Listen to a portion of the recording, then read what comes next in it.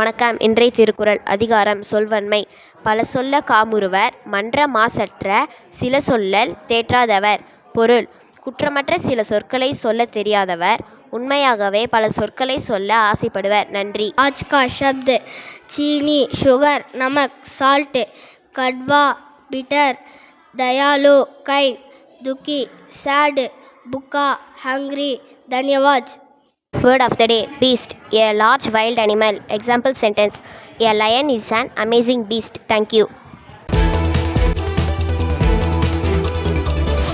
வணக்கம். இன்றைய முக்கிய செய்திகள் வாசிப்பது எஸ்ஆர்ஜிஎஸ் மெட்ரிகுலேஷன் பள்ளி மாணவி வி கிருத்திகா. ஜாஸ் இசையின் முக்கியத்துவத்தை வலியுறுத்தவும், அமைதி, ஒற்றுமை மற்றும் கலாச்சார உரையாடலை மேம்படுத்தவும் யுனெஸ்கோ அமைப்பால் 2011 இந்நாள் அறிவிக்கப்பட்டது.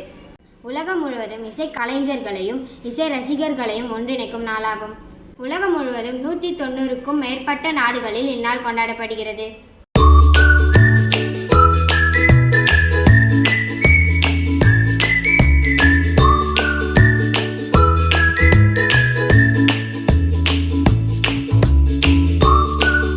இந்நாளின் நோக்கம் மன அழுத்தத்தை குறைத்து மகிழ்ச்சியை அதிகரிக்கிறது, சிந்தனை திறன் மற்றும் கலை உணர்வை மேம்படுத்துகிறது.